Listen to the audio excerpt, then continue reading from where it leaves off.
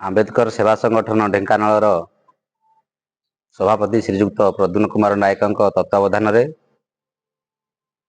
आज सांबादिक सम्मेलन आह्वान करा जायछि।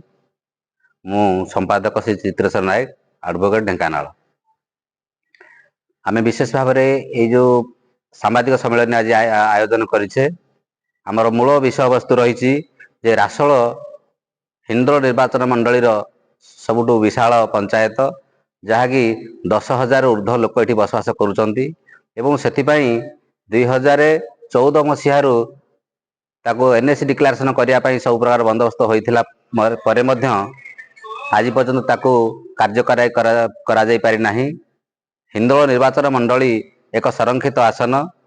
एवं एठी जो विधायिका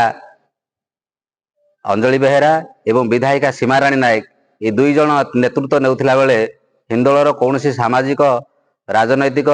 शिक्षागत एवं आर्थिक विकास दिगरे कौन प्रकार प्रयत्न करना एवं एमानक अपारगता विशेष भाव में आज रासोल एनएसी मान्यतार वंचित रही। एवं द्वितीय आम कहबू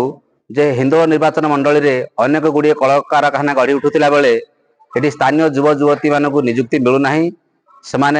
अन्य राज्य उपर निर्भर कर दादन खटिया बाहर को जाऊँ। तृतीयतः आम देखुचु जे आंबेडकर भवन टी हिंदोल ना जदि गोटे रिजर्वेशन सीट अधिकांश अनुसूचित जाति जनजातिर लोक बसवास कर लाइब्रेरी ना जो अधिकांश कॉलेज एवं स्कूल पिला माने सेमानकर भविष्य निर्माण करने पाठशाठ टे पढ़े कि कॉम्पिटिटिव प्रिपरेशन करेंगे। आम देखीचु हिंदोल निर्वाचन मंडली अंतर्गत जो सब गाँ रही कौन सी गोटे जगार गोटे शिल्पानुष्ठान जमीक आईटीआई डिप्लोमा डिग्री से भली किसी अनुष्ठान ना जो पिलाने से भविष्य निर्माण करें कर्मकुशलता से प्रकाश करें। एवं हिंदोल अंचल जो रही कांदराशुणी पाखे जो बड़दुरा केनाल हवा कथा ब्रिज हवा कथा जो डैम हवा कथा से प्रोजेक्ट आज पर्यंत अप्रूवाल हो पारे से मंजूर हो पारे सेटा जदि मंजूर हो पारि था कार्यक्षम हो पारि था तेबे आज हिंदोल अनेक अंचल जलसेचित होता लोक मैंने कृषि जीविका निर्वाहन करें जलसेचन हो पारि था लोक मान बहु प्रकार उन्नति हो पारि था। ये समस्त प्रकार असुविधा आंबेडकर सेवा संगठन आसंता मार्च 6 तारिख दिन